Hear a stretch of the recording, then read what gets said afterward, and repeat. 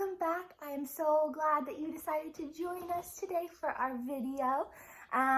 We are just moving along. It's a new week with new possibilities and new things we can do and new adventures to have even when we're stuck at home. So I'm so proud of you for working really hard and continuing to do your schoolwork and to be creative. Friday was one of my favorite days as a teacher because I got to see all of your inventions that you created on Friday. I got to see the tests that you made for mom and dad. I got to see you be creative. And that's one of my favorite things. And you guys are so creative and you're so smart and you're so kind. And I'm just so lucky to be your teacher. So today for morning meeting, we are going to talk about one thing we did over the weekend. So think about one thing you did over the weekend. It could be a good thing, could be a bad thing, just one thing that you did over the weekend. And I want you to share it either in the comments below, or you can share it through Remind, or you can tell your mom and dad to send it to me and just let me know what you did over the weekend and why it was fun or why it was not fun. Lots of you are losing teeth.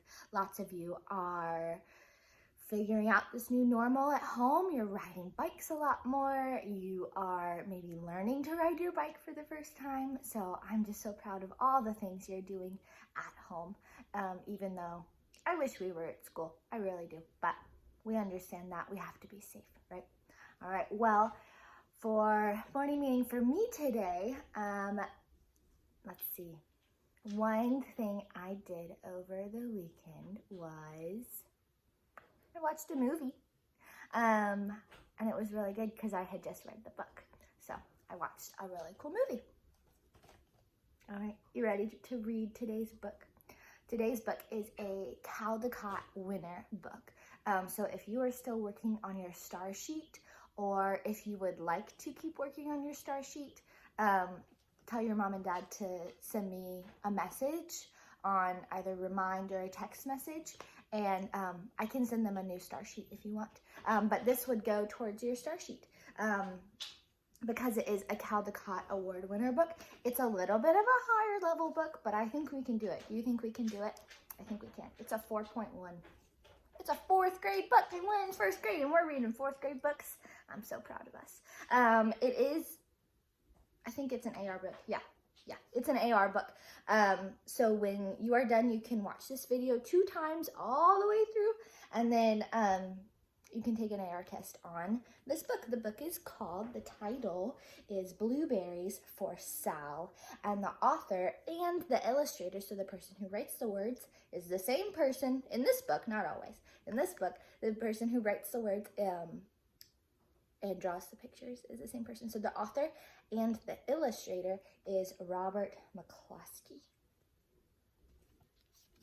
And the drawings in this book are a little different. They're just in, I think they're just in blue. Yeah, it's like a black and white sort of book, but it's really cool. Blueberries for Sal. Oh, I didn't know that.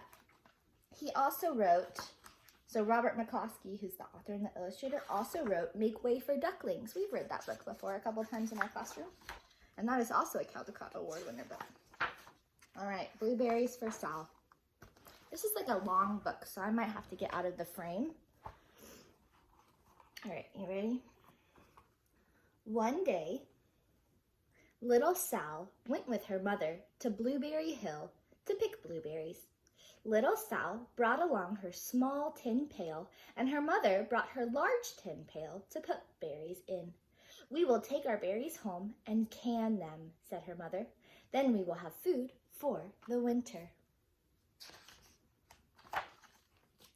Little Sal picked 3 berries and dropped them in her little tin pail. Kaplunk, kaplink, kaplunk. She picked 3 more berries and ate them. Then she picked more berries and dropped one in the pail. Kaplunk. And the rest she ate. And then little Sal ate all 4 blueberries out of her pail. So now how many blueberries does she have? 0, because she ate all of them. Her mother walked slowly through the bushes, picking blueberries as she went and putting them in her pail. Little Sal struggled along behind, picking blueberries and eating every single one.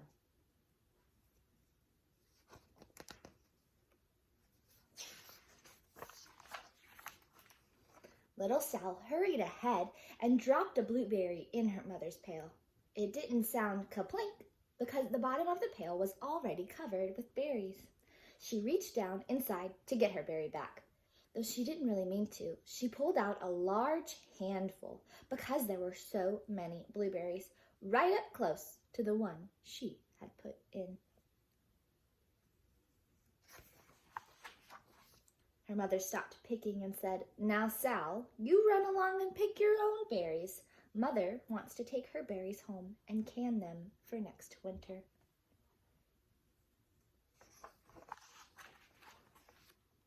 Her mother went back to picking, but little Sal, because her feet were tired of standing and walking, sat down in the middle of a large clump of bushes and ate blueberries.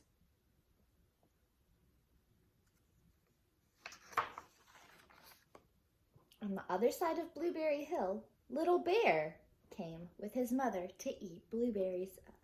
"Little Bear," she said, "eat lots of blueberries and grow big and fat. We must store up food for the long, cold winter." And there's Little Bear. Little Bear followed behind his mother as she walked slowly through the bushes, eating berries. Little Bear stopped now and then to eat berries.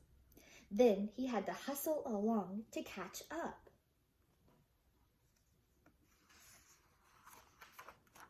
Because his feet were tired of hustling, he picked out a large clump of bushes and sat down right in the middle and ate blueberries. Who does that sound like? Does that sound like Sal? Over on the other side of the hill, little Sal ate all of the berries she could reach from where she was sitting. Then she started out to find her mother.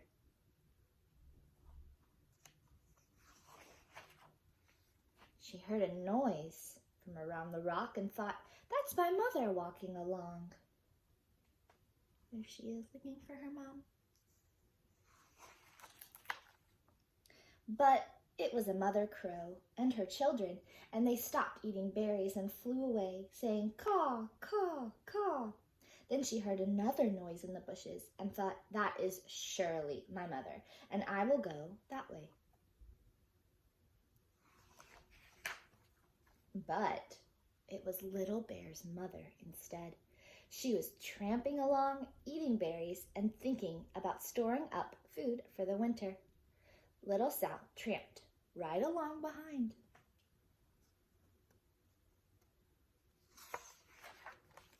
By this time, Little Bear had eaten all the berries he could reach without moving from his clump of bushes. Then he hustled up to catch up with his mother. He hunted and hunted, but his mother was nowhere to be seen. He heard a noise from over a stump and thought, "That is my mother walking along." Who do you think he's going to find on the other side of the stump? But it was a mother partridge and her children. Partridge is a bird. They stopped eating berries and hurried away. Then he heard a noise in the bushes and thought, "That is surely my mother. I will hustle that way."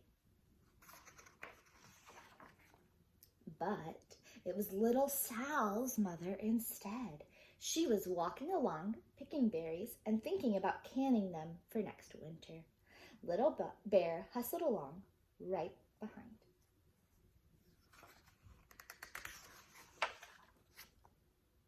Little Bear and little Sal's mother, and little Sal and Little Bear's mother were all mixed up with each other among the blueberries on Blueberry Hill. So there's Sal, and there's Little Bear's mother, and there's Little Bear, and there's Sal's mother. They got mixed up. Little Bear's mother heard Sal walking along behind and thought it was Little Bear. And she said, "Little Bear, munch, munch, eat all you, gulp, can possibly hold, swallow." Little Sal said nothing. She picked 3 berries and dropped them, kaplink, kaplunk, kaplink, in her small tin pail.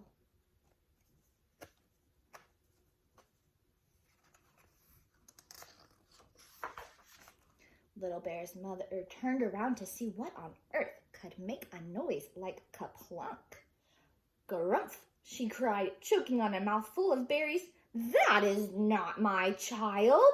Where is Little Bear?" She took one good look and backed away. She was old enough to be shy of people, even a very small person like little Sal. Then she turned around and walked off very fast to hunt for Little Bear.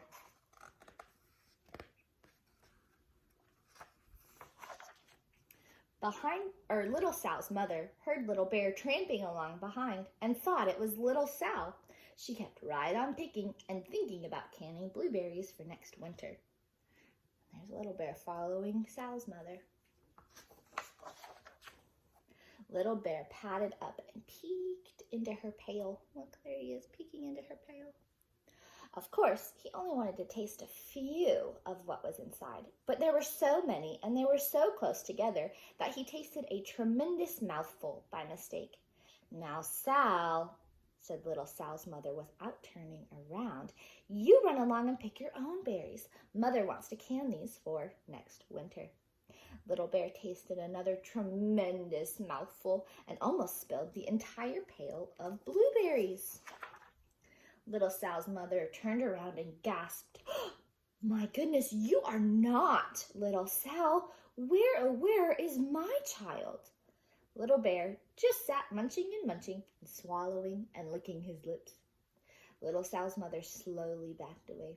She was old enough to be shy of bears, even very small bears like Little Bear. Then she turned and walked away quickly to look for little Sal. She hadn't gone very far before she heard a kaplink, kaplink, kaplunk. She knew just what made that kind of noise.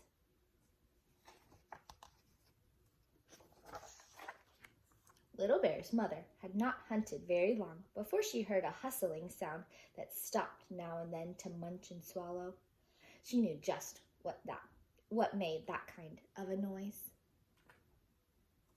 The moms found their kids. Little Bear and his mother went home down one side of Blueberry Hill, eating blueberries all the way and full of food stored up for next winter. Let's see. Oh, they're over there. They're going down that side of Blueberry Hill. And little Sal and her mother went down the other side of Blueberry Hill, picking berries all the way, and drove home with food to can for next winter, a whole pail of blueberries, and 3 more besides. So there they are, going home. And that is the end. Oh, and there they are, canning the blueberries. Awesome. Well, I hope you enjoyed today's book. Let me know if you need anything.